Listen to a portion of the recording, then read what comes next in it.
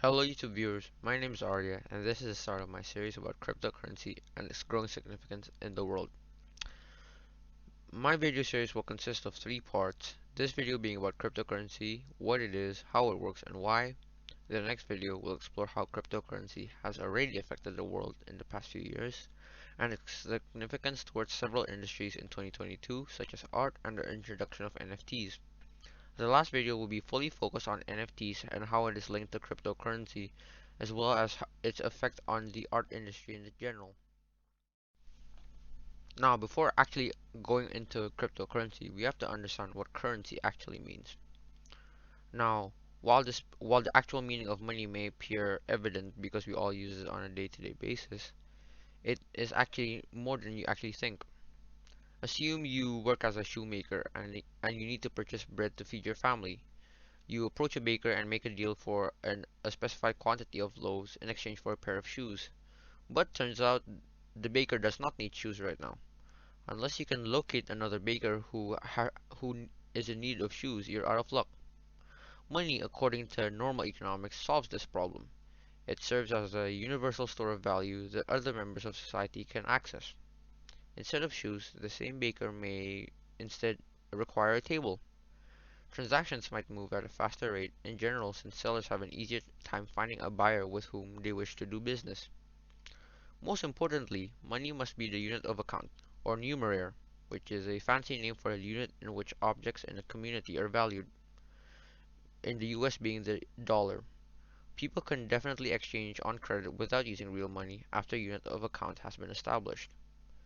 Currency has a number of additional essential advantages. Coins and dollars are also simple to travel with in their tiny size.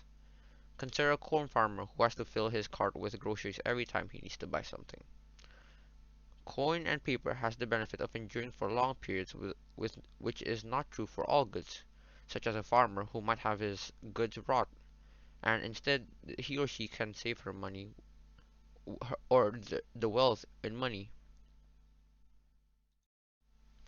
So what actually gives our modern currencies their worth, whether it's an American dollar or a Japanese yen? Unlike early coins consisting of precious metals, the majority of modern coins or dollars have no actual inherent worth. It keeps its value though for one of two reasons. To begin with, representative money allows each coin or note to be exchanged for a certain amount of product. In the years after World War II, when central banks all over the world could pay the US government $35 for an ounce of gold, the dollar fell into this group. 2. To put it another way, the paper money was a claim on actual metal that could be lawfully claimed for on demand, meaning that you could get gold at the bank at any time for a certain amount of money. However, President Nixon canceled the deal with governments all around the world due to its concerns about a possible run on Americans' gold supply. And so the dollar became fiat money. It was decoupled from the gold standard. In other words, it has worth merely because individuals trust that it will be accepted by others. Most of the world's main currencies, including the euro, the pound, the Japanese yen, now fall into this group. Also, the value of fiat money is derived from public's faith in the government's capacity to collect and use taxes on useful materials.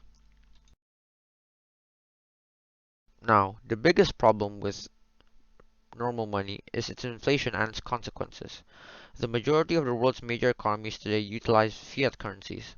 Governments have the ability to print out more money in times of financial distress since they aren't tied to any tangible assets.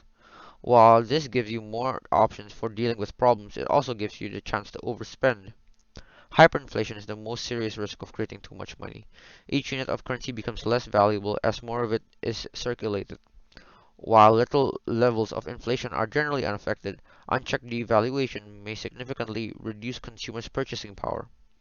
If yearly inflation exceeds 5%, each person's savings will be worth 5% less than the previous year's funds, providing no significant interest is earned. Naturally, maintaining the same level of life becomes more difficult. As a result, central banks in wealthy nations often strive to keep inflation under control by removing money out of circulation in an indirect manner when the currency loses too much value.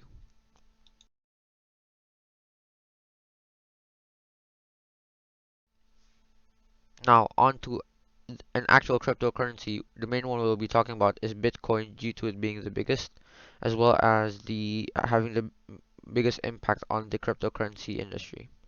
Now, Bitcoin in itself is a decentralized digital money that was first introduced in January of 2009.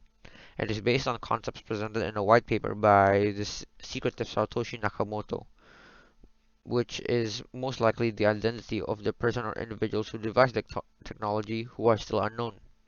Bitcoin promises reduced transaction costs that existing online payment methods uses, and it's run by a decentralized authority, unlike government-issued currencies, meaning that Bitcoin, instead of being run controlled by a government, and whether they are able to take it out of circulation and as well as reintroduce new paper notes by printing them, Bitcoin is controlled by the people, meaning that it is not controlled by one group, instead several. And the ones who put the value into Bitcoin are the consumer, as well as the people who put the supply into Bitcoin are also the consumer. Now, it in itself is classified as a cryptocurrency since it is protected by encryption.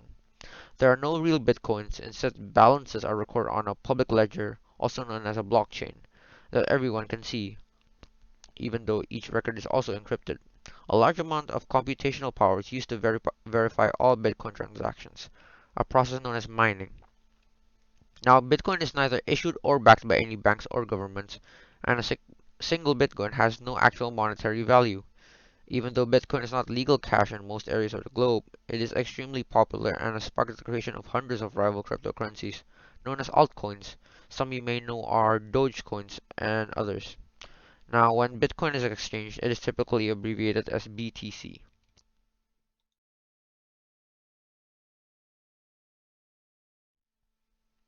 Now, to delve into what a blockchain actually is, a blockchain is a decentralized database that is shared across computer network miners.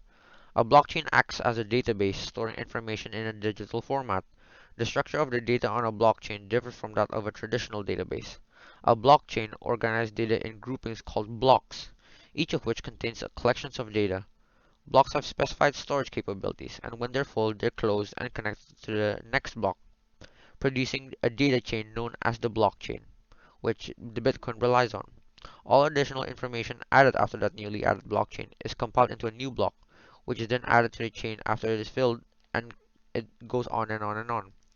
Now, the purpose of blockchain is to enable for the recording and distribution of digital data without the ability to modify it. In this sense, a blockchain serves as the foundation for unchangeable ledgers or transactions recorded that can't be changed, erased, or destroyed. Blockchains are also known as a distributive ledger technology because of this. Now consider a corporation that has a server farm with 10,000 machines that is used to keep track of all of its clients' accounts information. This corporation owns a warehouse facility that houses all of these computers under one roof and is completely controlled over each of them and the data they hold. However, this creates a single point of failure. What happens if the power goes out at that location?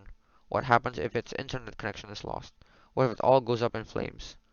What if a bad actor uses a single keystroke to wipe everything clean? The data is either lost and damaged in either situations. Now, this blockchain allows the data in a database to be distributed across several network computers in different places. This not only adds redundancy to the database, but it also ensures that the data contained there is accurate. If one node of the database is updated, the other nodes are not affected, preventing a bad actor from doing so. If one user tampers with Bitcoin's transaction record, all other nodes will cross-reference each other, making it easy to find the node that has the error. This system aids in the establishment of precise and visible sequence of occurrences. This matter, no one node in a network may change the data it contains, leading to a direct chain all throughout the Bitcoin blockchain. Now, mining in itself is the process of keeping this trustless public ledger up to date. A network of miners underpins the network of Bitcoin users who trade the cryptocurrency among themselves, recording the transactions of the blockchain. A contemporary computer can easily record a series of transactions, but mining is tough because Bitcoin software makes the operation artificially time-consuming. People might fake transactions to enrich themselves or bankrupt others without the extra complexity. They might register a false transaction on the blockchain and then pile on so many insignificant transactions on top of it if tracing the scam becomes hard. Miners are compensated with Bitcoin for confirming blocks of transactions as previously stated. Every 2,1000 blocks mined, or roughly every 4 years, the payout is lowered in half, or also known as the halvening, is the name given to, which is the name given to this occurrence. For the pace at which new Bitcoin is issued into circulation, the system is designed to be deflationary. This system is set up such that Bitcoin mining incentives will continue until around 2140. When every Bitcoin has been mined from the code and all halvings have been completed, miners will be compensated by fees charged to network users. Healthy competition, it is hoped, would keep rates affordable. This is a more technical explanation of how mining works.